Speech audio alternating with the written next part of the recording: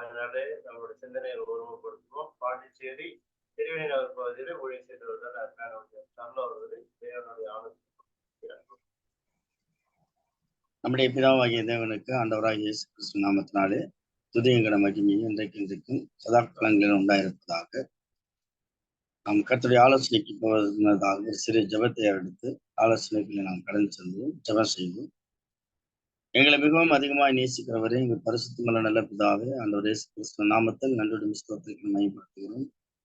மனமகிழ்ச்சியான வாரத்தின் முதல் நாளிலே நம்முடைய ஆலோசனை கேட்க முடியாத சமூகத்தில் வந்திருக்கிற எங்கள் யாவரையும் ஆசிரியப்படுத்துங்க. ஆரம்பம் முதல் முடிவு மட்டும் நம்முடைய குடும்ப எங்களோடு இருக்க வேண்டுமா நாங்கள் வேண்டி செய்யணும். காரியங்களை சரியாய் பேசுவோம், நாங்கள் சரியாய் புரிந்து கொள்ளவும் உதவி செய்யணும். இயேசு கிறிஸ்து நாமத்தில் ஜெபம். ஆமென். கேக்குதுங்களா? கேக்குது பிரதர், ஆரம்பிங்க. தேங்க்யூ.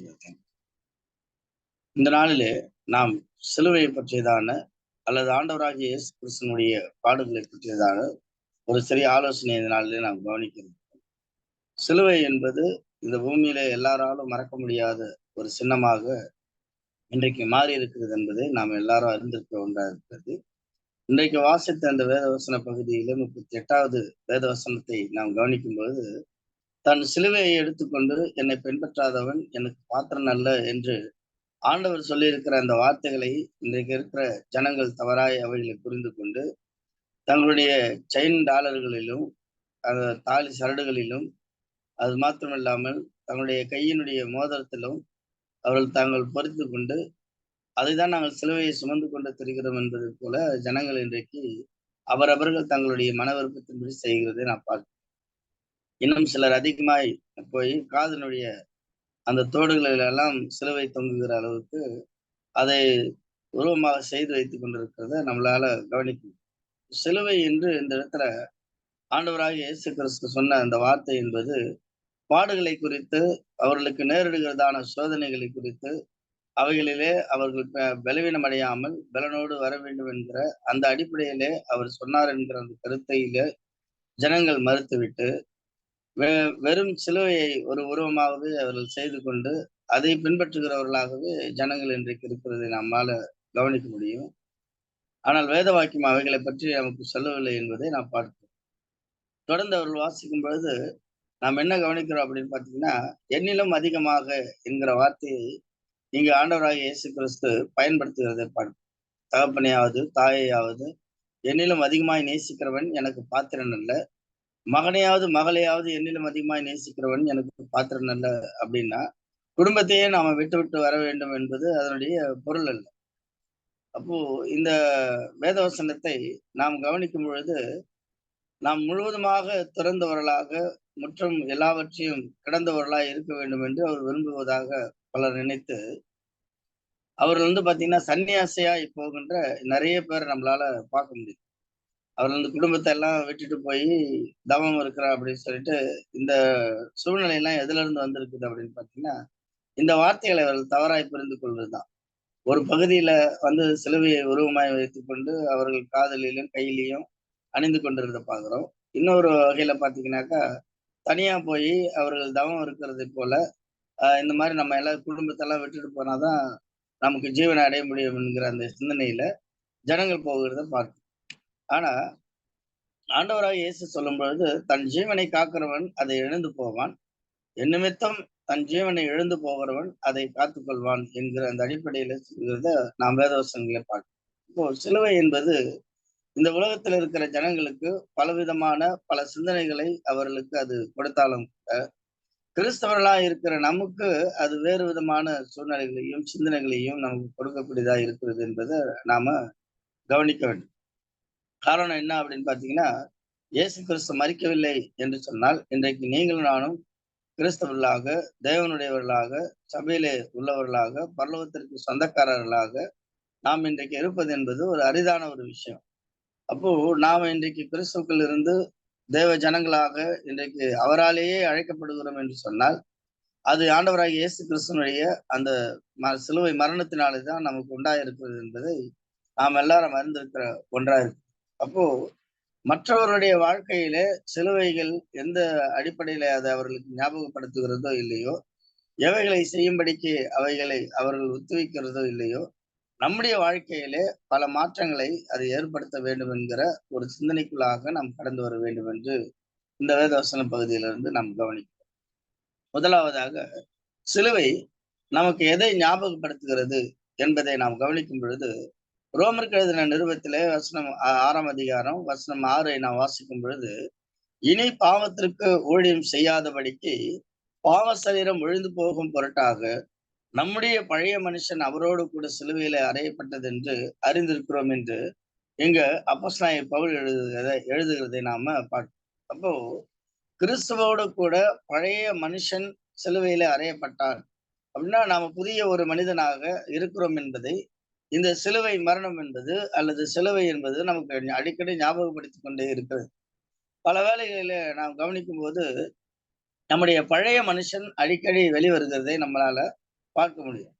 நாம் அதாவது ஒரு உலக பிரகாரமான ஒரு பலவீனங்களிலே நாம் சிக்கி தவிக்கிறவர்களா இருந்தால் கோபப்படுகிறவர்களாகவோ அல்லது மற்ற விஷயங்களிலே ஏதாகிலும் ஒரு மீறுதலுக்குள்ள உட்படுகிறவர்களாக நாம் இருந்தாலும் கூட அதுல இருந்துதான் நாம மனம் திரும்பினவர்களாக ஒரு புது வாழ்க்கையை வாழும்படிக்கு கிறிஸ்து இயேசுவுக்குள்ளாக நாம் தெரிந்து கொள்ளப்பட்டவர்களா இருக்கும்.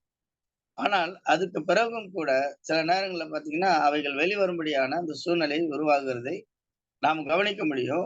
சில நேரங்களில் அப்போஸ்தலர்களும் இவர்களை கண்டிக்கிறதை நம்மளால உணர முடியும். ரோமர் புஸ்தகம் 6ஆம் அதிகாரம் 2வது வசனத்தை நாம் பார்க்கும் பொழுது, பாவத்திற்கு மரித்த நாம் இனி அதுல எப்படி பிழைப்போம் என்கிற ஒரு வார்த்தையை அப்போஸ்தலன் பவுல் கேட்கிறார். அப்படின்னா ஏற்கனவே நாம் மரிச்சிட்டோம், நாம் ஒரு புது வாழ்க்கையை வாழ்வதற்காக நாம் கடந்து வந்துட்டோம். அப்படி இருக்கும் பொழுது அடிக்கடி அந்த பாவ மனுஷன், அந்த பழைய மனுஷன் நம்மிடத்துல உருவாகுவது என்பது அது தேவையற்ற ஒரு விஷயமாக இங்க அப்போஸ்தலனாகிய பவுல் பேசுகிறது நாம பார்க்கிறோம். அந்த பழைய மனுஷன் சில பேர் சொல்லுவாங்க, நான் மட்டும் முன்ன மாதிரி இருந்தேன்னு சொன்னா இந்த நடக்கிறத வேற அப்படின்னு சில சம்பவங்களிலே சில பிரச்சனைகளில் சொல்லுகிறத பார்க்கிறோம். ஆக நாம் கடந்து புதியதாய் வந்ததுக்கு பிறகும் கூட நான் முன்ன மாதிரி இருந்தேனா, நான் அப்படி இருந்தேனா, நான் பழைய மாதிரி இருந்தேனா, ஏற்கனவே இருந்தது போல இருந்தேனா என்று எண்ணுகிற அந்த சொல்லுகிற வார்த்தை என்பது பழைய மனிதனை இன்னும் நாம் சாகடிக்காது இருக்கிற ஒரு சூழ்நிலையை அது உருவாக்கக்கூடியதா இருக்கிறது என்பதை நாம் பார்க்கிறோம். இயேசு கிறிஸ்துவனுடைய வல்லமையும் அவருடைய மகிமையும் அவருடைய மகத்துவத்தையும் அறியாதவர்கள் நாம் அல்ல. கெத்செமனே தோட்டத்திலே ஆண்டவரை பிடிக்க அவர்கள் முற்படும் போது யாரை தேடுகிறீர்கள் என்று அவர் கேட்டாரு. அதுக்கு அவர்கள் பாத்தீங்கன்னா நாங்கள் நசரேயனாகிய இயேசுவை தேடுகிறோம் அப்படின்னு சொல்லும்போது கிறிஸ்து சொல்றார், நான் தான் என்ற வார்த்தையை அங்க பயன்படுத்த அவர் நான் தான் என்று சொன்ன உடனே அவர் மீது கைகளை வைத்து அவரை பிடிக்காமல் அந்த பிடிக்க வந்த அந்த காவலர்கள் பாத்தீங்கன்னா பின்னிட்டு போய் விழுந்ததாக நாம் வேதவசனத்துல பார்க்கிறோம். நான் தான் என்கிற அந்த வார்த்தைக்கு பின்னிட்டு போய் விழுகிற அளவுக்கு ஆண்டவராகிய இயேசு கிறிஸ்துவனுடைய வார்த்தை அமைந்திருக்கிற சூழ்நிலைகளை நாம் கவனிக்கிறோம். ஆனா பிலாத்துவுக்கு முன்னதாக அவர் ஒப்புக் கொடுக்கப்படும் பொழுது அவர் பாத்தீங்கன்னா கன்னத்திலே அறைகிறதையும் அவர் தலையில கொட்டுகிறதையும் தொடர்ந்து அவரை அவமானப்படுத்துகிறதையும் நாம் பலவேளை பார்க்கும்பொழுது தன்னை முழுமையாக அவர் ஒப்புக் கொடுத்ததை பார்க்கிறோம். அப்போ இவ்வளவு வல்லமை பொருந்தின நம்முடைய ஆண்டவராகிய இயேசு கிறிஸ்து அந்த இடத்துல ஒருவேளை அவர் பேச உடனே தேவையில்ல, ஒரு பார்வை பார்த்திருந்தாருன்னா கூட அங்க இருக்கிற அத்தனை பேருமே வேறு விதமான சூழ்நிலைகளுக்குள் போயிருப்பாங்க. ஆனா பழையவைகளை அவர் எந்த விதத்துல அவர் யோசிக்காமல் தன்னை முழுவதுமாக ஒப்பு கொடுத்து இப்பொழுது நடக்கிற அந்த காரியங்களுக்காக நான் ஒப்பு கொடுக்க வேண்டும் என்கிற அந்த அடிப்படையிலே மரண பரிந்தும், அதாவது சிலுவையின் மரண பரிந்தும் தன்னை ஒப்பு கொடுத்தார் என்று நாம் வேதவசனங்களை பார்க்கிறோம். அப்படிப்பட்ட ஆண்டவராகிய இயேசு கிறிஸ்துவனுடைய சீஷர்களா இருக்கிற நீங்களும் நானும் அவருடைய சிலுவையை நினைவு கூறும் பொழுது நாம் பழைய மனுஷனானவன் நாம் சிலுவையிலே அறையப்பட்டாயிற்று, இப்பொழுது நான் புதிய மனிதனாக கிறிஸ்துவுக்கென்று வாழக்கூடியவனாய் நான் வந்திருக்கிறேன் என்கிற அந்த சிந்தையோடு நாம் இருக்க வேண்டும் என்பதை சிலுவை நமக்கு ஞாபகப்படுத்துகிறதா இருக்கிறது என்று நாம கலாத்தியர் புஸ்தகம் 5ஆம் அதிகாரம் 24வது வசனத்தை வாசிக்கும் பொழுது கிறிஸ்துவனுடையவர்கள் தங்கள் மாம்சையும் அதன் ஆசை இச்சையையும் சிலுவையில அறைந்திருக்கிறார்கள் என்கிற வார்த்தையை இங்கு அப்போஸ்தலனாகிய பவுல் மீண்டும் சொல்லுகிறத பார்க்கிறோம். பவுலுக்கு இல்லாத ஒரு கனமும் ஒரு மரியாதையும் இருந்ததாக நான் பார்க்க முடியல. ஏன்னா யூதர்களிடத்துல சீட்டை பெறுகிற அளவுக்கு தமஸ்குக்கு போய் கிறிஸ்தவர்களை துன்பப்படுத்துகிற அளவுக்கு ஒரு சீட்டை பெறுகிற அளவுக்கு அந்தஸ்துகளை பெற்றிருந்த இந்த அப்போஸ்தலனாகிய பவுல் தன்னுடைய வாழ்நாட்களிலே அவர் பட்ட துன்பங்கள் துயரங்களை எல்லாம் நாம் கவனிக்கும் பொழுது அவர் அதுல இருந்து மீண்டு வருவதற்கு என்பது ஒரு எளிதான ஒரு விஷயம். பழைய வாழ்க்கையை தான் மறுபடியும் வாழ வேண்டும் என்பது நினைத்தால் அது ஒரு சாதாரணமான விஷயம். ஆனால் கிறிஸ்துவனுடையவர்கள் தங்கள் மாம்சத்தையும் அது ஆசை நிச்சயம் சிலுவையில அறிந்திருக்கிறார்கள் என்கிற அந்த ஆலோசனை பிரகாரமாக தன்னை முழுவதுமாக அவருக்கு கிறிஸ்துக்காய் ஒப்பு கொடுத்து அர்ப்பணித்த ஒரு வாழ்க்கையை வாழ்ந்தார் என்பதாக நாம கவனிக்கிறோம். அப்போ நமக்கென்று ஒரு தனி ஆசை, நமக்கென்று ஒரு தனியான ஒரு விருப்பம், என்னுடைய கிரியைகள், என்னுடைய காரியங்கள், என்னுடைய குடும்பம் என்பதை போல நாம் நமக்கென்று ஒரு ஆசையை நாம் வைத்திராமல், நாம் பொதுவாக கிறிஸ்துக்களாய் நாம் அழைக்கப்பட்டிருப்பதினாலே நாம் இப்படிப்பட்ட சிந்தையுடையவர்களாய் இருக்க வேண்டும் என்று வேதாகமம் சொல்லுகிறது. நாம் காரணம், நாம பாத்தீங்கன்னாக்கா இந்த விதமாய், அதாவது சிலுவை மரணம் என்பது நம்ம என்ன விதமான சூழ்நிலைகளுக்குள்ளே அது கொண்டு போகிறது என்கிற ஒரு காரியங்களை நாம் கவனிக்கும் பொழுது, பழைய மனிதனானவன் என்னிடத்திலிருந்து அழிந்து போனான் என்கிற விஷயத்தை அது வாரத்தின் ஒவ்வொரு முதல் நாளிலும் கூட நம்முடைய வாழ்விலே அது ஞாபகப்படுத்தக்கூடியதா இருக்கிறது என்று நாம பார்க்கிறோம். கலாத்தியர் 6ஆம் அதிகாரம் 14வது வசனத்தை வாசிக்கும் பொழுது, நம்முடைய நம்முடைய கர்த்தராகிய இயேசு கிறிஸ்துவினுடைய சிலுவையை குறித்தே அல்லாமல் வேறொன்றை குறித்து நான் மேன்மை பாராட்டாதிருப்பேனாக. அவரால் உலகம் எனக்கு சிலுவையிலே அறையப்பட்டிருக்கிறது, நானும் உலகத்திற்கு சிலுவையிலே அறையப்பட்டிருக்கிறது. இதுதான் ஒரு கிறிஸ்தவருடைய ஒரு வாழ்க்கையா இருக்கிறது. நான் முழுவதுமாக சிலுவையிலே அறையப்பட்ட ஒருவனாய் இருக்கிறேன். உலகம் எனக்கு சிலுவையிலே அறையப்பட்டிருக்கிறது. ஆக உலகம் என்பது எனக்கு சதமாய் இருப்பது என்பது கூடாத ஒரு காரியம். நானும் உலகத்திற்கு சதமாய் வாழ வேண்டும் என்பது நினைக்க முடியாத ஒரு விஷயம் என்பதை நாம் கருத்தில் கொண்டவர்களாக நாம் கிறிஸ்துவை பின்பற்றி நடக்கக்கூடிய ஜனங்கள் என்பதை புரிந்து கொள்ள வேண்டும் என்கிற ஒரு அடிப்படையிலே வேதாகமம் அல்லது இந்த சிலுவை மரணம் என்பது நமக்கு வெளிப்படுத்தக்கூடியதா இருக்கிறது என்பதை நான் வேதவசத்துல பார்க்கிறேன். முதலாவது கவனிக்கும் பொழுது, பழைய மனுஷன் என்பவன் அழிஞ்சிட்டான், அவனை சிலுவையிலே அடித்தாகிவிட்டது. அவன் மறுபடியும் உயிர் பெற்று வருவானேயானால் நாம் நீதிக்கு செத்தவர்களாக இன்றைக்கு மாறிவிடுவோம் என்பதை இந்த சிலுவை என்பது நமக்கு ஞாபகப்படுத்தக்கூடியதா இருக்கிறது என்று நாம பார்க்கிறோம். இரண்டாவதாக நாம் கவனிக்கும் பொழுது, இந்த சிலுவை மரணம் என்பது நாம் இனி நமக்காக வாழ்கிறவர்கள் அல்ல, அல்லது நமக்காகவே நாம் வாழ்கிறவர்களும் பிழைக்கிறவர்களும் அல்ல என்பதை அது நினைவுபடுத்துகிறது. ஏன்னா நாம நம்மை அல்ல, மற்றவர்களை நாம் கவனிக்க வேண்டும், மற்றவர்களுக்காக நாம் அதாவது வாழ வேண்டும் என்கிற ஒரு சிந்தனையை அது நமக்கு கொடுக்கக்கூடியதா இருக்கிறது என்று நாம் பார்க்கிறோம். நம்முடைய ஆண்டவராகிய இயேசு கிறிஸ்துவும் தமக்கே அவர் பிரியமாய் நடவாமல் மற்றவருடைய நிந்தனைகள் என்மேல் விழுந்தது என்று சொல்லத்தக்கதாக அந்த வகையிலே அவர் பிறருக்காக வாழ்ந்தார் என்பதை நாம கவனிக்கிறோம். மற்ற அப்போஸ்தலர்களை கூட நாம் கவனிக்கும் பொழுது அவர்கள் தங்களுக்காக அவர்கள் வாழாமல் மற்றவர்களுக்காக அவர்கள் வாழ்ந்தார்கள் என்பதை நாம் வேதவசனத்துல பார்க்கிறோம். அதனாலதான் தங்களுக்கு மேன்மையாய் தோன்றுகிற எல்லாவற்றையும் அவர்கள் நஷ்டமாகவும் குப்பையாக அவர்கள் எண்ணினார்கள் என்று நாம கவனிக்க முடிகிறது.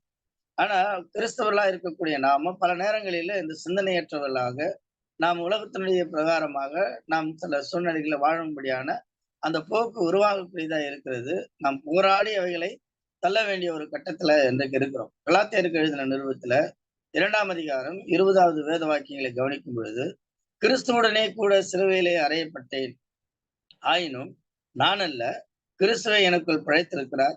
நான் இப்பொழுது மாம்சத்தில் பிழைத்திருக்கிறதோ என்னில் அன்பு கூர்ந்து எனக்காக தம்மை தாமே ஒப்பு கொடுத்த தேவனுடைய குமாரனை பற்றும் விசுவாசத்தினாலே நான் பிழைத்திருக்கிறேன் அப்படின்னு சொல்றார். அப்போ நாம பிழைத்திருக்கிறது என்பது நமக்காக பிழைக்கல, நம்முடைய குடும்பத்திற்காக நாம் பிழைக்கல. ஏன்னா நம்முடைய மாம்ச சரீரம் என்பது சிலுவையிலே அது அறையப்பட்டிருக்கிறது. இப்போ நான் பிழைத்திருக்கிறது எதற்காக அப்படின்னு பாத்தீங்கன்னா, நான் இயேசு கிறிஸ்துவுக்காக நான் பிழைத்திருக்கிறேன். அப்ப கிறிஸ்துவுக்காக நான் பிழைத்திருக்கிற இந்த வாழ்க்கை என்பது அவருக்காக அர்ப்பணிக்கப்பட வேண்டிய ஒன்று, அவருக்காக ஊழியம் செய்யப்பட வேண்டிய ஒன்று, அவருடைய காரியங்களை வெளிப்படுத்தக்கூடிய ஒன்று என்கிற ஒரு விஷயத்தை நாம் கவனிக்க வேண்டும். இயேசு கிறிஸ்து தனக்காக அவர் ஜீவிக்கவில்லை, தனக்காக அவர் ஒன்றையும் அவர் ஏற்படுத்திக் கொள்ளவில்லை, அவர் மற்றவருக்காக அவர் வாழ்ந்தார் என்கிற அந்த சிந்தனையோடு கூட நாம் வாழ வேண்டும் என்கிற ஒரு எண்ணத்தை இந்த சிலுவை என்பது நமக்கு ஞாபகப்படுத்தக்கூடியதா இருக்கிறது என்று நாம வேதவசனத்துல கவனிக்கிறோம். ரோமருக்கு எழுதின நிருபத்துல 6வது அதிகாரம் வசனம் 4 நாம் பார்க்கும் பொழுது, மேலும் பிதாவின் மகிமையினாலே கிறிஸ்து மரித்தோரிலிருந்து எழுப்பப்பட்டது போல நாமும் புதிதான ஜீவனுள்ளவர்களாய் நடந்து கொள்ளும்படிக்கு அவருடைய மரணத்திற்கு உள்ளாக்கும் ஞானஸ்தானத்திலே கிறிஸ்துவுடனே கூட நாம் அடக்கம் பண்ணப்பட்டவர்களாய் இருக்கிறோம் என்று பார்க்கிறோம். சிலுவையில அறையப்பட்டவர்கள், கிறிஸ்துவுக்குள் அவர்களை அடக்கம் பண்ணப்பட்டவர்கள் போன்ற விஷயங்களை எல்லாம் நாம் கவனிக்கும் பொழுது, நாம் முழுக்க முழுக்க கிறிஸ்தவர்களுக்காக அல்லது கிறிஸ்துவுக்காக நாம் வாழக்கூடியவர்கள் என்கிற ஒரு விஷயத்தை இந்த சிலுவை என்பது நமக்கு ஞாபகப்படுத்தக்கூடியதா இருக்கிறது. காரணம் என்ன அப்படின்னு பாத்தீங்கன்னா, நம்முடைய பழைய மனிதன் அவன் விழுந்து போனான், அவன் மரித்து போனான், அவன் சிலுவையிலே அறையப்பட்டான். இப்பொழுது நாம் எதுக்கு வந்திருக்கிறோம்னா, புது வாழ்க்கை ஒரு வாழ வந்திருக்கோம். பழைய வாழ்க்கையையே நாம் மறுபடியும் வாழ்வதற்காக இன்றைக்கு நாம் கிறிஸ்துவுக்குள் ஞானஸ்நானம் பெற்று நாம் வரவில்லை. நாம் எதற்காக வந்திருக்கிறோம் அப்படின்னா, ஒரு புது ஒரு அதாவது வேதத்துல தேவன் சொல்லுகிறபடி, எல்லாம் புதிதாயின என்ற அந்த வார்த்தை நம்முடைய வாழ்விலே நிறைவேற வேண்டும் என்கிற அந்த அடிப்படையிலே தான் இன்றைக்கு நாம கிறிஸ்துக்குள் வந்திருக்கிறோம் என்பதை பார்க்கிறோம். அதனாலதான் அவர் சொல்றார், புதிதான ஜீவனுள்ளவர்களாய் நடந்து கொள்ளும்படி அவருடைய மரணத்திற்கு உள்ளாக்கும் ஞானஸ்தானத்துல நம்ம எல்லாம் அடக்கம் பண்ணப்பட்டோம். அதாவது அடக்கம் பண்ணப்பட்டது யார் அப்படின்னு பாத்தீங்கன்னா, பழைய மனுஷன் அவன் அடக்கம் பண்ணப்பட்டு விட்டான். இப்ப புதிய மனுஷனாய் இருக்கிற நாம புது வாழ்க்கையை வாழ்வதற்கு நாம் வந்திருக்கிறோம். அப்ப மறுபடியும் அடக்கம் பண்ணப்பட்டவன் திரும்ப எழுந்திருப்பான் என்று சொன்னால், அதை குறிச்சுதான் அவர் சொல்றாரு. 2வது வசனத்துல சொல்லும்போது சொல்றாரு, பாவத்துக்கு மரித்து இருக்கிற நாம இனி அதுல பிழைக்கலாமா? அதை மறுபடியும் செய்யலாமா? அதை குறித்து நாம் சிந்திக்கலாமா? பழைய வாழ்க்கையை குறித்து யோசிக்கலாமா என்கிற அடிப்படையில சொல்லுகிறதை நாம் பார்க்கிறோம். அப்போஸ்தலர் 7ஆம் அதிகாரத்துல நாம் கவனிக்கும் போது, அதாவது இஸ்ரவேல் ஜனங்கள் எகிப்திலிருந்து இருந்து புறப்பட்டு வந்தவர்கள் தங்களுடைய இருதயங்களிலே அவர்கள் எகிப்துக்கு திரும்பினாங்க. காரணம் என்ன அப்படின்னு பாத்தீங்கன்னா, தங்களுடைய விட்டு வந்த அந்த வாழ்க்கையை அவங்க மறக்கவே இல்லை. அவர்களுக்கு என்ன வாழ்க்கை இருந்துச்சு அப்படின்னு பாத்தீங்கன்னா, வாரத்துல ஒரு நாள்லயோ அல்லது எப்போதுமோ தெரியல, அவங்க எப்பொழுதும் கறி சட்டிக்கிட்ட உட்காந்து இருக்கிறதையும், வெள்ளைப்பூண்டு மேலேயும் வெங்காயத்து மேலேயும் கீரையின் மேலேயும் அவங்களுடைய எண்ணம் இருந்துச்சு. ஆனா பாலைவனத்துல தேவன் ஒரு அருமையான உணவை அவர்களுக்கு கொடுத்திருந்தார். மன்னாவை அவர் கொடுத்திருந்தார். மன்னிப்பு. வெறும் மன்னா மாத்திரமே அவர்கள் புசிக்கிறது என்பது அவர்களுக்கு பாத்தீங்கன்னா ஒரு அற்ப காரியமா இருந்தது. அது முன்னமே ஒரு ஆலோசனை நான் பார்த்திருக்கிறோம். அது அவர்களுக்கு அற்பமா இருந்தது அப்படின்னு சொல்லி பார்த்தோம். காரணம் என்ன அப்படின்னா, இவர்களுடைய சிந்தனை எல்லாமே எங்க இருந்துச்சு அப்படின்னு பாத்தீங்கன்னா, எகிப்து தேசத்துடைய அந்த கறி சட்டிக்கிட்டே இருந்துச்சு. நாங்க வெள்ளைப்பூண்டு சாப்பிடுவோம், நாங்க வெங்காயத்தை சாப்பிடுவோம், நாங்க கீரையெல்லாம் வச்சு சாப்பிடுவோம். இங்க இதெல்லாம் ஒண்ணுமே இல்லையே அப்படின்னு சொல்லிட்டு தங்களுடைய விட்டு வந்த அந்த காரியங்களை குறித்து அவருடைய சிந்தனை இருந்தது அப்படின்னு பார்க்கிறோம். இப்ப அந்த மாதிரியான ஒரு வாழ்க்கையை இன்றைக்கு இருளின் அதிகாரத்திலிருந்து அழைக்கப்பட்டு இருக்கிற நீங்களும் நானும் பரமகானானுக்குள் கடந்து போய் கொண்டிருக்கிற அந்த சமயத்துல நாம் மறுபடியும் நம்முடைய முன்னோர்களாகிய இஸ்ரவேல் ஜனங்கள் நினைத்தது போல நம்முடைய பழைய வாழ்க்கைகளை குறித்து நாம் நினைக்காமல் புதிய ஜீவன் உள்ளவர்களாய் நடந்து கொள்ளும்படிக்கு நமக்கு இருக்கிறதான அந்த சந்தோஷத்துல நாம் கடந்து போக வேண்டும் என்று சொல்லி வேத வாக்கியம் சொல்கிறத பார்க்கிறோம். எபிரேயர் 12ஆம் அதிகாரம் 1 வசனத்தை வாசிக்கும் பொழுது, அதாவது விசுவாசத்தை துவக்குகிறவரும் முடிக்கிறவருமா இருக்கிற இயேசு கிறிஸ்துவை நாம் நோக்கி பார்க்க வேண்டும், அவரை நாம் கவனிக்கணும் அப்படின்னு சொல்லிட்டு வேதாகமம் வலியுறுத்துகிறதை பார்க்கிறோம். காரணம் என்ன அப்படின்னு பாத்தீங்கன்னா, நாம் பின்னிட்டு பார்ப்போமேயானால் நம்முடைய வாழ்வினுடைய சூழ்நிலைகள் முற்றிலுமாக மாறிவிடும் என்பதற்காக பல உதாரணத்தை தேவன் நமக்கு கொடுத்திருக்கிறத நாம பார்க்கிறோம். லோத்தனுடைய வாழ்க்கையில அவருடைய மனைவியை தேவன் அழைத்து அவர் சொல்றார், நீ பின்னிட்டு பாராமல் போ என்று சொல்லும்போது அந்த சகோதரி பின்னிட்டு பார்த்ததை நாம கவனிக்கிறோம். அப்போ பின்னிட்டு பார்த்ததுனால அவர்கள் உப்பு துணாய் மாறி போனார்கள். அதுக்கு முன்னேறியும் அவர்களால் செல்ல முடியல, அதுக்கப்புறம் பின்னாடியும் அவர்களால வர முடியல, தன்னுடைய பழைய வாழ்க்கைக்கும் அவர்களால் திரும்ப முடியல, தொடர்ந்து கர்த்தருக்குள்ள அவர்கள் சொன்ன இடத்திற்கு போக அவரால் முன்னேறவும் முடியல. அதே இடத்திலேயே அவர்கள் மாண்டு போனதை நம்மால அறிந்து கொள்ள முடியும்.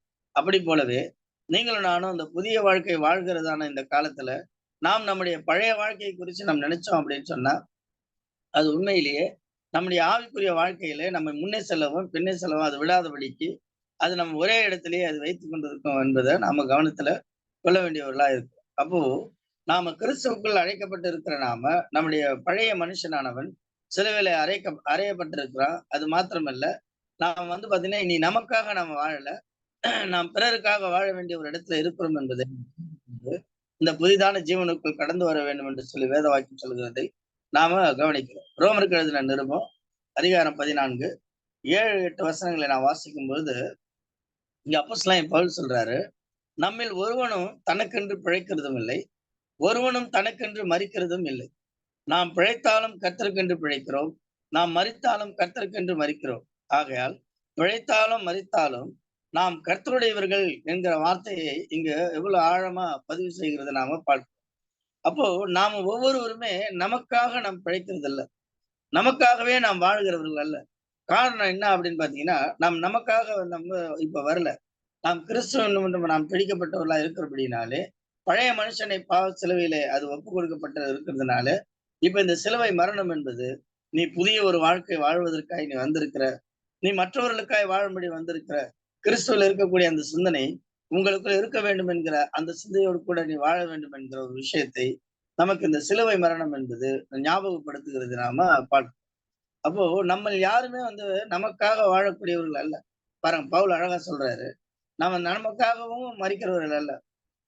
எனக்காக, என் குடும்பத்துக்காகவே நான் வாழ்ந்து மரிப்பதற்காக கிறிஸ்து இயேசுவுக்குள் நான் அழைக்கப்படவில்லை.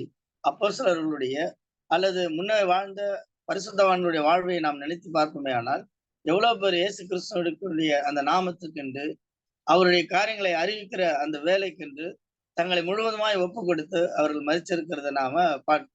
அப்ப நமக்காகவும், நம்முடைய குடும்பத்திற்காகவும் மட்டுமே நாம் வாழும்படிக்கு கிறிஸ்தவர்களாய் நாம் அழைக்கப்படாமல், நாம் கர்த்தருக்கென்று பிழைக்கிறோம். நாம் மரித்தாலும் அவருக்கென்று மரிக்கிறோம் என்கிற அந்த சிந்தையோடு வாழ வேண்டும் என்கிற ஒரு நினைவை இந்த சிலுவை நமக்கு கொடுக்கிறதா இருக்கிறது என்று நாம வேதவசனத்துல பார்க்கிறோம். 2 கொரிந்தியர் புஸ்தகம் 5ஆம் அதிகாரம் 15வது வசனத்தை நாம் கவனித்து பார்க்கும் பொழுது, பிழைத்திருக்கிறவர்கள் இனி தங்களுக்கென்று பிழைக்காமல் என்கிற வார்த்தையை நம்மளால அந்த இடத்துல கவனிக்க முடியும். அப்போ இப்பொழுது பிழைத்திருக்கிற நாம யாருமே நமக்காக இல்லை. இந்த சிலுவை என்பது நமக்கு இப்படிப்பட்ட வாழ்வியல நமக்கு கொண்டு வருது. இதெல்லாம் நமக்கு ஞாபகப்படுத்தினே இருக்குது.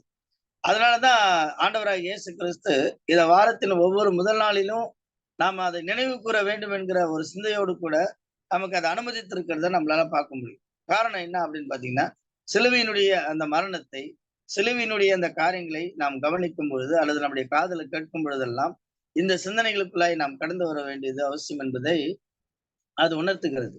அதாவது நாம் இனி பாத்தீங்கன்னாக்கா, அதாவது பழைய மனுஷன் அவன் அழிந்து போயிருக்கிறான் ஒண்ணு. 2வது பாத்தீங்கன்னா, இனி நாம் நமக்காக வாழாமல் மற்றவர்களுக்காய் வாழக்கூடியவர்கள் என்கிறதை அந்த சிந்தனையிலே நாம் வாழ வேண்டும் என்கிற காரியங்களை குறித்து நாம் கவனிக்கிறோம். அப்ப கொரிந்தியர் புஸ்தகத்துல என்ன பார்க்கிறோம்னா, பிழைத்திருக்கிறவர்கள் இனி தங்களுக்கென்று பிழைக்காமல் தங்களுக்காக மரித்து எழுந்தவருக்கென்று அவர்கள் பிழைக்கும்படி அவர் எல்லாருக்காகவும் மரித்தார் என்று நாம் நிதானிக்கிறோம். அப்போ இந்த ஒரு நிதானம் என்பது அப்போஸ்தலனாகிய பவுலுக்குள்ளே இருந்ததைப் போல, அது மற்ற அப்போஸ்தலர்களுக்குள்ளே காணப்பட்டதைப் போல, இன்றைக்கு பரிசுத்தவான்களாய் இருக்கிற உங்களிடத்திலும் அது என்னிடத்திலும் கூட அது காணப்பட வேண்டும் என்று வேத வாக்கியம் சொல்லுகிறத பார்க்கிறோம். அவர் சுயநலத்தை முழுவதுமாய் தவிர்த்தவராய் வாழ்ந்தார் நம்முடைய ஆண்டவராகிய இயேசு கிறிஸ்து. நாமும் கூட அப்படியே போல ஒரு செல்பிஷாக இந்த பூமியிலே நாம் வாழாமல் கர்த்தருக்கென்று வாழும்படியாக பிறரை குறித்தும் நாம் கவனிக்கணும். பெரும்பாலும் எனக்குன்னா அது உண்பாடு. அதாவது பாத்தீங்கன்னா, இங்க யூதாஸ் காரியத்தை இயேசு கிறிஸ்து காட்டி கொடுக்குற அந்த சமயத்துல 30 வெள்ளி காசுக்காக அவனுக்கு காட்டி கொடுத்தான். ஆனா அவனுடைய சிந்தனை வேற. இருந்தாலும் அவர் தண்டிக்கப்படுகிறார் என்கிற காரியங்களை கவனிக்கும் போது காசை கொண்டு போய் திரும்பி அவன் என்ன செஞ்சான், கொடுக்குறான்.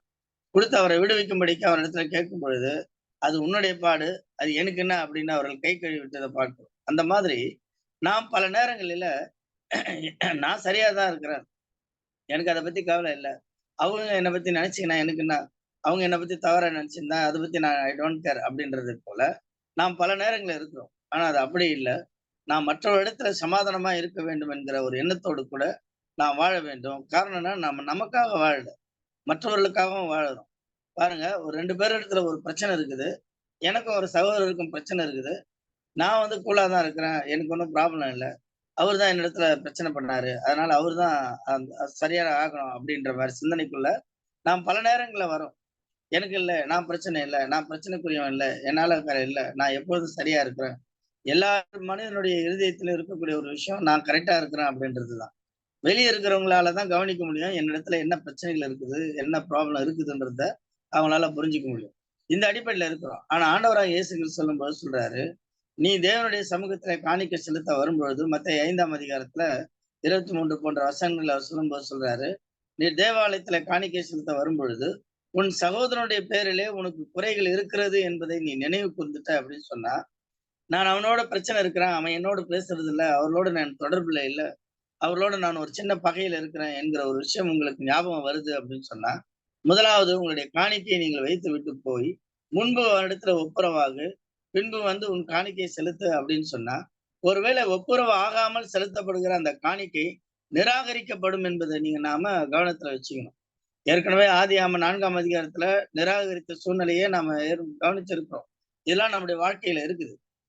அந்த அடிப்படையில் அதை புரிந்து கொண்டு நாம் பிறருக்காக வாழணும் என்கிற ஒரு எண்ணம் நமக்கு இருக்கணும். எப்படி ஆனாலும் சமாதானம் பண்ணுகிறது நம்முடைய வேலையா இருக்கிறபடினாலே இப்படிப்பட்ட சூழ்நிலைக்குள் கடந்து வர வேண்டும் என்று வேத வாக்கியம் என்கிறத அல்லது இந்த சிலுவை நமக்கு ஞாபகப்படுத்துகிறது. பிழைத்திருக்கிறவர்கள் இனி தங்களுக்கென்று பிழைத்திராமல் தங்களுக்காக மரித்து எழுந்தவருக்கென்று பிழைத்திருக்கும்படி அவர் எல்லாருக்காகவும் மரித்தார் என்று நாம நிதானிக்கிறோம் என்று வேதவாசகம் பார்க்கிறோம். மூன்றாவது காரியமாக நாம் சிலுவை என்னத்தை ஞாபகப்படுத்துகிறது நமக்கு அப்படின்னு பார்க்கும்போது, நாம் உண்மையிலேயே பூமியிலே இந்த இடத்துல நாம் வாழ்ந்து கொண்டு இருந்தாலும், நாம் பூமியில பார்க்கிற நம்முடைய பழைய ஜனங்களோடு நாம் வாழ்ந்து கொண்டிருந்தாலும், பழைய சூழ்நிலைகளுக்குள்ளாகவே நாம் இருக்கிறவர்களாய் இருந்து கொண்டிருந்தாலும், நாம் பரலோகத்தில் தான் இருக்கிறோம் என்கிறதை சிலுவை நமக்கு அடிக்கடி ஞாபகப்படுத்தக்கூடியதா இருக்கிறது. உண்மையிலேயே நீங்களும் நானும் பரலோகத்தில் இருக்கிறோம் என்கிற ஒரு விஷயத்தை அது ஞாபகப்படுத்துகிறது. காரணம் என்ன அப்படின்னு பார்க்கும்போது, இயேசு கிறிஸ்துடைய இந்த பந்தி லூக்கா எழுதின சுவிசேஷ புஸ்தகத்துல 22ஆம் அதிகாரம் 29, 30 நான் வாசிக்கும் பொழுது, ஆகையால் என் பிதா எனக்கு ஒரு ராஜ்யத்தை ஏற்படுத்தினது போல நானும் உங்களுக்கு ஏற்படுத்துகிறேன்.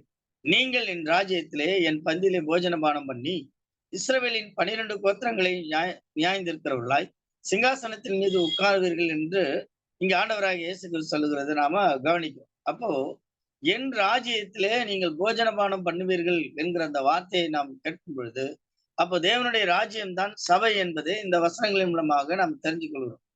கொலேசர் புஸ்தகத்துல 1ஆம் அதிகாரம் 13 வாசிக்கும் பொழுது, இருளின் அதிகாரத்திலிருந்து மீட்டு ராஜ்யத்துல சேர்த்தார் என்று நாம் பார்க்கிறோம். அப்போஸ்தலர் 2ஆம் அதிகாரத்துல 47வது வசனத்தை வாசிக்கும் பொழுது, ரட்சிக்கப்படுகிறவர்களை சபையில சேர்த்தார் என்று நாம கவனிக்கிறோம். அப்போ ராஜ்யமும் சபையும் ஒன்றா இருக்கிறது என்பதை நாம் வேதத்துல பார்க்கிறோம். இந்த ராஜ்யத்துல ஆண்டவராகிய இயேசு கிறிஸ்துவோடு கூட நம்ம போஜன பானம் பண்ணுகிறவர்களாய் இருக்கிறோம். அவர் சொல்றாரு, நவமானதாய் தேவனுடைய ராஜ்யத்திலே இதை நான் பானம் பண்ண நாள் வரைக்கும் இதை நான் பானம் பண்ணுவதில்லை என்று ஆண்டவர் இயேசு கிறிஸ்து சொன்ன வார்த்தையில நம்ம நினைவு கூற முடியும். இதே 22வது அதிகாரத்திலேயே பின்வரும் வசனங்களில் நீங்க கவனித்து பார்க்கும்போது அவர் சொல்றார், இந்த காரியங்களை எல்லாம் ஏற்படுத்தி கொடுத்து விட்டு அவர் சொல்றார், தேவனுடைய ராஜ்யத்துல இதை நான் பானம் பண்ண நாள் வரைக்கும் இதை நான் மறுபடியும் பானம் பண்ணுவதில்லை அப்படின்னு சொல்லி. அப்படியானால் கிறிஸ்துவ நம்மளோடு கூட இந்த பந்தியிலே அனுசரிக்கிறார் என்பதை போல நாம் வேதவசனத்துல நாம் பார்க்கிறோம். அப்போ இந்த சிலுவை மரணம் என்பது நமக்கு எதை ஞாபகப்படுத்துகிறது என்று சொன்னால், நாம் அப்பம்பிக்கும்படி ஒரு இடத்துல கூடி வருகிற அந்த இடம் என்பது சபை மட்டுமல்ல, அது தேவனுடைய ராஜ்யம் என்பதை நமக்கு ஞாபகப்படுத்துகிறத வேதவசனம் அதாவது நமக்கு ஞாபகப்படுத்துகிறதை நாம் பார்க்கிறோம். 1 கொரிந்தியர் புஸ்தகத்துல 11வது அதிகாரம் 24, 26 வரைக்கும் நாம் கவனிக்கும் பொழுது, இந்த இடத்துல அந்த பந்திக்கு அடுத்த காரியங்களை குறித்து நாம் என்ன கவனிக்கிறோம் அப்படின்னு பாத்தீங்கன்னா, ஸ்தோத்திரம் பண்ணி அதை பெற்று நீங்கள் வாங்கி புசியுங்கள், இது உங்களுக்காக பிக்கப்படுகிற என்னுடைய சரீரமா இருக்கிறது, என்னை நினைவு கூறும்படி இதை செய்யுங்கள் என்று சொன்னார். அப்போ இந்த பந்தியை நாம் கை கொள்ளும் பொழுதெல்லாம், அவருடைய மரணத்தை கை கொள்ளும் பொழுதெல்லாம் இந்த சிலுவை நமக்கு ஞாபகம் வந்து கொண்டே இருக்கிறது. அதை நினைவு கூறும்படியாக நமக்கு இப்படிப்பட்ட சூழ்நிலையை அவர் வைத்திருக்கிறார். காரணம் என்ன அப்படின்னு பாத்தீங்கன்னா, இயேசு கிறிஸ்துவனுடைய இந்த சிலுவை மரணம் தான் இன்றைக்கு தேவனுடைய அரசாங்கத்திலே அவருடைய ராஜ்யத்திலே நம்ம வைத்து அதாவது உட்கார வைத்திருக்கிறது என்கிற ஒரு விஷயத்தை அது நமக்கு நினைவுபடுத்தக்கூடியதா இருக்கிறது. இப்பொழுது நாம் கூடி வருகிறதான இந்த கூடுகையான இந்த சபையானது, இந்த ராஜ்யமானது பரலோகத்திற்கு அது ஒத்ததா இருக்கிறது. நாம இங்க இருக்கிற அளவும் நாம் பரலோகத்துலதான் இருக்கிறோம் அப்படின்றத நாம் நினைக்க முடியும். இன்னொன்னு பாத்தீங்கன்னா, பாதாளத்தின் வாசல்கள் மேற்கொள்ளாத ஒரு இடம் பூமியில இருக்குது அப்படின்னு சொன்னா அது சபைதான். மத்தேயு புஸ்தகம் 16ஆம் அதிகாரம் 18ஆம் வசனம் வாசிக்கும் போது அவர் சொல்றாரு, பாதாளத்தின் வாசல் மேற்கொள்ளாது அப்படின்றார். அப்ப மேற்கொள்ளாத இடம் என்பது அது சபையா இருக்கிறது. பிசாசு தொடாத இருக்கிற ஒரு இடம் என்பது அது சபையா இருக்கிறது. அது தேவனுடைய ராஜ்யமா இருக்கிறது. தொடர்ந்து அவர் சொல்றாரு, அந்தபடி அவர் என்ன சொல்றாரு பாத்தீங்கன்னாக்கா, 26வது வசனத்துல, நீங்கள் இந்த அப்பத்தை புசித்து இந்த பாத்திரத்தில் பானம் பண்ணும் போதெல்லாம் அவர் வருமளவும், கர்த்தர் வருமளவும் அவருடைய மரணத்தை நாம தெரிவிக்கக்கூடியவர்களா இருக்கிறோம். பாருங்க, இந்த அப்பம் ரசம் என்பது ஒரு சாதாரணமான சூழ்நிலைக்குள்ளாக நம்மளை கொண்டு போகாம இது அவருடைய மரணத்தை இந்த உலகத்திற்கு தெரிவிக்கக்கூடியதா இருக்கிறது என்பதாக நாம பார்க்கிறோம். அப்போ நாம் கிறிஸ்துவுக்காக வாழக்கூடியவர்கள் என்பதை இந்த மரணம் என்பது, இந்த பந்தி என்பது, இயேசு கிறிஸ்துவனுடைய அந்த பாடுகள் என்பது நமக்கு வலியுறுத்தி கொண்டே இருக்கிறது என்பதை நாம கவனிக்கிறோம். 1 கொரிந்தியர் 15வது அதிகாரத்தை நாம் கவனித்து பார்க்கும் பொழுது அதன் பின்பு முடிவு உண்டாகும். அப்பொழுது அவர் சகல துரைத்தனத்தையும் அதிகாரத்தையும் வல்லமையும் பரிகரித்து தேவனும் பிதாவுமா இருக்கிறவருக்கு ராஜ்யத்தை ஒப்பு கொடுப்பார். அவர் சபையில நாம் இருக்கிறோம், அது தேவனுடைய ராஜ்யமா இருக்கிறது. அதை அவர் ஒப்பு கொடுப்பார். நீங்களும் நானும் அங்கதான் இருக்கிறோம் அப்படின்றத வேதாகம வலிமையாய் நம்ம என்ன செய்துக்கலாம், அதை உறுதிப்படுத்துது. இந்த உறுதி என்பது எதனால நமக்கு உண்டாயிருக்குது அப்படின்னு பாத்தீங்கன்னா, இயேசு கிறிஸ்துடைய சிலுவையினால அது நமக்கு உண்டாயிருக்கிறது. பாருங்க, இன்னும் குறிப்பா சொல்லும் போது எபேசியர் புஸ்தகம் 1ஆம் அதிகாரத்துல 21வது வசனத்தை நான் வாசிக்கும் பொழுது, அவரை உன்னதங்களில் தம்முடைய வலது வருஷத்திலே உட்காரும்படி செய்து என்கிற வார்த்தையை நாம் பார்க்கிறோம். யார் அப்படின்னு பாத்தீங்கன்னா, நம்முடைய ஆண்டவராகிய இயேசு கிறிஸ்துவை பிதாவாகிய தேவன் அவருடைய வலது பாரிசத்திலே உட்கார வைத்திருக்கிறாரு. அவர் உட்கார்ந்திருக்கிற அந்த இடம் என்பது உன்னதம் என்கிற ஒரு வார்த்தையை இங்க பதிவு செய்யப்பட்டிருக்கிறது. காரணம், அது தேவனுடைய வலது பாரிசமா இருக்கிறது என்று நாம் பார்க்கிறோம். அதை தொடர்ந்து 2ஆம் அதிகாரத்துல 7வது வசனத்தை நாம் கவனிக்கும் பொழுது, கிறிஸ்து இயேசுவுக்குள் நம்மை அவரோடு கூட எழுப்பி உன்னதங்களிலே அவரோடு கூட உட்காரவும் செய்தார் அப்படின்ற. அப்போ இயேசு கிறிஸ்து எங்க உட்கார்ந்து கொண்டிருக்கிறாரோ அதே இடத்திலேயே நீங்களும் நானும் உட்காரும்படி செய்தார் என்கிற ஒரு விஷயத்தை வேத வாக்கியம் நமக்கு என்ன செய்யுது, வலியுறுத்துகிறத பார்க்கிறோம். அப்படியானா நாம் இன்றைக்கு அமர்ந்து கொண்டிருக்கிற இந்த இடம், நாம் கூடுகையாக ஒன்று கூடி வந்திருக்கிற இந்த இடம், இயேசு கிறிஸ்துவனுடைய மரணத்தை நினைவு கூறும்படி ஒன்று கூடி வந்திருக்கிற இந்த இடம் எதுவா இருக்கிறது என்று பார்த்தால் அது உன்னதமா இருக்கிறது. அந்த உன்னதத்திலே நீங்களும் நானும் உட்காரும்படியாய் செய்த இந்த சிலுவை என்பது நாம் நினைவு கூறும்படியான ஒரு காரியத்தை நம்மிடத்திலே கொண்டு வருகிறது என்று நாம பார்க்கிறோம். அப்ப இயேசு கிறிஸ்துவனுடைய அந்த மரித்த அந்த சிலுவை என்பது நம்முடைய வாழ்க்கையில இப்படிப்பட்ட ஞாபகத்தை தான் அது கொண்டு வருது. நம்ம அடையாளமா சிலுவையை வச்சுன்னு இருக்கணும் அப்படின்றது இல்லை. சிலுவை வைத்து கொண்டிருப்பது கூட ஒரு விக்கிரக ஆராதனையாக தானே அது இருக்கும். ஏன்னா கழுத்துல நாம் மாட்டுவதும், ஒருவேளை காதுல நாம் தொங்க விடுவதும், அது மட்டும் இல்ல மோதிரங்களில் நாம் போடுவதும், இன்னும் நிறைய பேர் பாத்தீங்கன்னா வேற சூழ்நிலைகளுக்குள்ளாக போறாங்க. உங்க எல்லாருக்கும் நீங்க நிறைய அதை பார்த்திருப்பீங்க. இந்த இடங்களில் எல்லாம் அவர்கள் சிலுவையை என்ன செய்யறாங்க, மாட்டிக்கின்னு இருக்கிறாங்க. சில பேர் கையிலேயே அவர்கள் ஜெபமாலையை வைத்துக் கொண்டு மற்றவர்களுக்கு அந்த சிலுவை தெரிகிற மாதிரியே வச்சிருக்கிறாங்க. காரணம் என்ன அப்படின்னா, இந்த சிலுவையினுடைய சிம்பல் என்பது கிறிஸ்தவர்களுடைய அடையாளம் என்று சொல்லி அவர்கள் நினைக்கிறாங்க. அது உண்மை இல்லை. கிறிஸ்தவருடைய அடையாளம் என்பது இந்த குணாதிசயங்கள் தான், இவைகளை தான் அது வெளிப்படுத்த வேண்டும் என்று சிலுவை நமக்கு ஞாபகப்படுத்துகிறதா இருக்கிறது என்று இந்த நாளில் நாம் வேதவசனங்கள நாம் பார்க்கிறோம். 1 தெசலோனிக்கர் புஸ்தகத்துல 4ஆம் அதிகாரம் 17 - 18 வசனங்களை கவனிக்கும் பொழுது, பின்பு உயிரோடு இருக்கிற நாமும் கர்த்தருக்கு எதிர்கொண்டு போகும் மேகங்கள் மேல் அவளோடு கூட ஆகாயத்தில் எடுத்துக்கொள்ளப்பட்டு இவ்விதமாய் எப்பொழுதும் கர்த்தருடனே கூட இருப்போம்.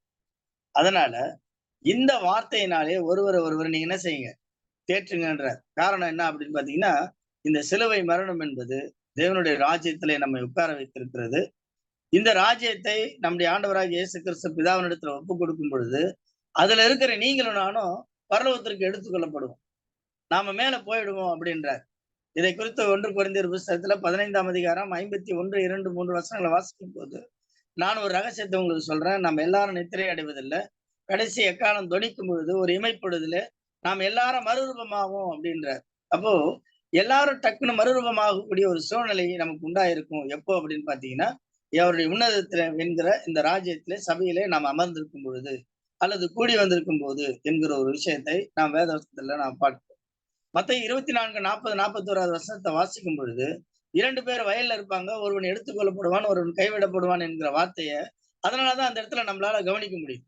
அப்போ இப்படிப்பட்ட அந்த கிரியைகளை, இப்படிப்பட்ட அந்த காரியங்களை நாம் பரலோகத்திற்கு போகக்கூடிய ஒரு வழிவாசல்களை ஏற்படுத்துவது எது அப்படின்னு பாத்தீங்கன்னா, இந்த சிலுவை என்கிற ஒரு விஷயத்தை அது நமக்கு ஞாபகப்படுத்துது. இதையெல்லாம் தான் அது ஞாபகப்படுத்துதே ஒழிய வேறு ஒன்றும் இல்லை என்பதை நாம வேதவசத்துல பார்க்கிறோம். கடைசியாக நாம் இன்னொரு விஷயத்தை பார்ப்போம் அப்படின்னு பாத்தீங்கன்னா, ஒருவேளை நாம் கிறிஸ்து இயேசுவுக்குள் வந்த பிறகும் நேரிடுகிற சோதனை, இடுக்கண், பிரச்சனை, நெருக்கடிகள், சில உபத்திரவங்கள், சில இழப்புகள், பொருளாதாரத்தினுடைய குறைவுகள், மதிப்பற்ற ஒரு நிலை. மத்தவங்க நம்மளை கரெக்டா தான் மதிப்பாங்க. ஆனா நமக்கு எப்படி இருக்கும் அப்படின்னா, நாம ஏதோ மதிக்கப்படாத ஒரு ஆளா அசட்டை பண்ற இடத்துக்கு வந்துட்டோமோ என்கிற ஒரு சிந்தனை, இந்த மதிப்பற்ற ஒரு நிலை, இதையெல்லாம் என்ன படுத்தும் அப்படின்னு பாத்தீங்கன்னா, உங்களையும் என்னையும் பின்மாற்றம் அடையும்படியான ஒரு சூழ்நிலைக்குள்ள அது கொண்டு வரக்கூடியதா இருக்குது அப்படின்னு பார்க்கும். எபிரேயர் 6ஆம் அதிகாரம் 4 - 6 வசனங்களை நான் வாசிக்கும் போது வேத வாக்கியம் சொல்லுது, ஏனெனில் ஒரு தரம் பிரகாசிப்பிக்கப்பட்டும் பரம ஈவை ருசி பார்த்தும் பரிசுத்த ஆவியை பெற்றும் தேவனுடைய நல் வார்த்தையும் இனி வரும் உலகத்தின் பலன்களை ருசி பார்த்தும் மறுதலித்து போனவர்கள் தேவனுடைய குமாரனை தாங்களே மறுபடியும் சிலுவையில் அறிந்து அவமானப்படுத்துகிறபடியால் மனம் திரும்புவதற்கு ஏதுவாய் அவர்களை மறுபடியும் புதுப்பிக்கிறது கூடாத காரியம் அப்படின்ற.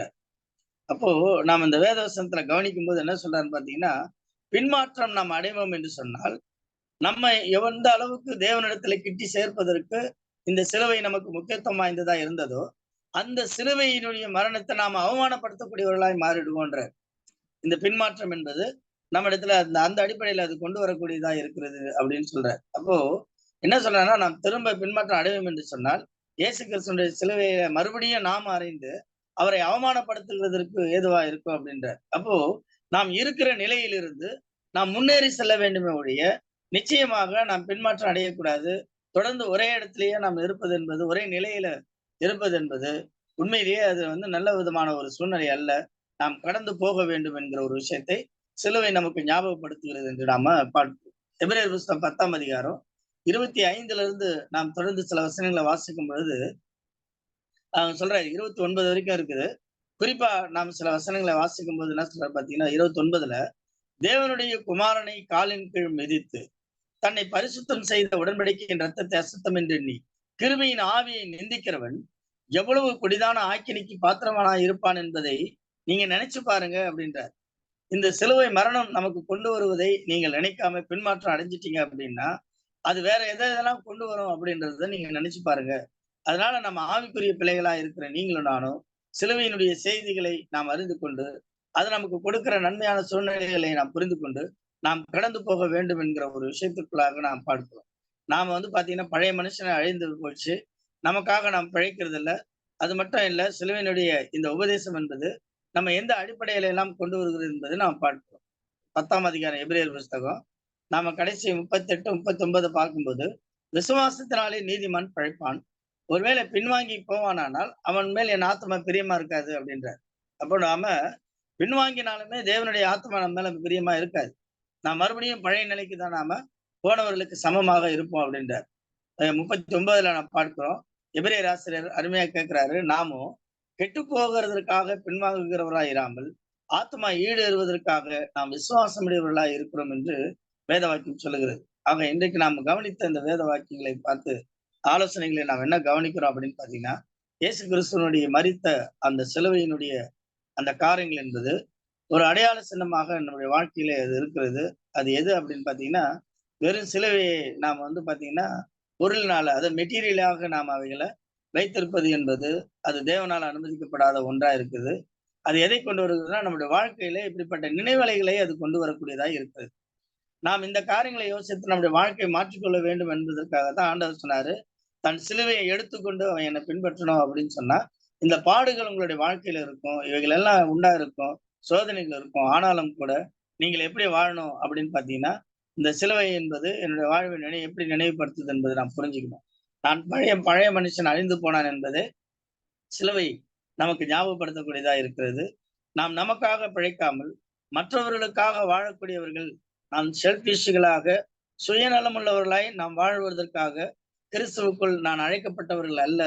நாம் மற்றவர்களுக்காக பொதுநலம் உடையவர்களாய் நாம் வாழ்வதற்காக நாம் அழைக்கப்பட்டவர்கள் என்பதை நாம் புரிந்து கொள்வதற்கு சிலுவை நமக்கு உதவியாக இருக்கிறது. மூன்றாவதாக, நாம் பரலோகத்தில் தான் இருக்கிறோம் என்கிற ஒரு எண்ணத்தை அது நமக்கு உருவாக்கக்கூடியதா இருக்கிறது. உண்மையிலேயே நாம பரலோகத்தில் தான் இருக்கிறோம். அப்போ அந்த ஒரு சிந்தனையை இந்த சிலுவை என்பது வாரத்தின் ஒவ்வொரு முதல் நாளிலும் நமக்கு நிறைவுபடுத்தக்கூடியதா இருக்கிறது. கடைசியா 4வதாக நாம் கவனிக்கும் பொழுது, பின்மாற்றம் அடைகிற சூழ்நிலைகள் உண்டானாலும் ஒருவேளை நாம் பின்மாற்றம் அடைந்தால் நாம் இந்த கணத்தை கொண்டு வந்த இந்த சிலுவையை நாமே அவமானப்படுத்துகிறதற்கு ஏதுவா இருக்கும். அதனால நாம் தண்டனைக்கு தப்பித்துக் கொள்ள முடியாது என்கிற அந்த அடிப்படையில நாம வேதவசனங்களை பார்க்கிறோம். இந்த சிலுவை என்பது நம்முடைய வாழ்க்கையில பல மாற்றங்களை அது கொண்டு வர வேண்டுமே ஒழிய, அது எங்கேயோ ஒரு இடத்துல அடையாள சின்னமா இருப்பதனால நிச்சயமாய் தேவன் மகிமை அடைய போவதும் இல்லை. நீங்களும் நானும் கூட அதற்கு பாத்திரவான்களா இருக்க போவதில்லை என்பதை நாம் புரிந்து கொண்டு, இந்த சிலுவையினுடைய காரியங்கள் அதற்கு கொடுக்கிற பாடங்களை புரிந்து கொண்டு நாம் கிறிஸ்துக்குள்ளாக பலப்பட்டவர்களாய் வாழ நாம் முயற்சி செய்வோம். சமாதானத்தின் தேவன் தாம் உங்களை ஆசிரியத்து பலப்படுத்தி பாதுகாப்பாராக. உங்களுடைய பொறுமையான கவனத்துக்கு நன்றி. பாண்டிச்சேரி கிறிஸ்தவ சபையார் உங்களை வாழ்த்துகிறார். ஆலோசனை கொடுத்து அருமையான ஊழியரை கூட தேவன் தாமே ஆசீர்வதிப்பாராக. நாம் தொடர்ந்து கர்த்தருடைய பந்திக்குள்ளாக நாம் கடந்து செல்லலாம். பாடலை நாம்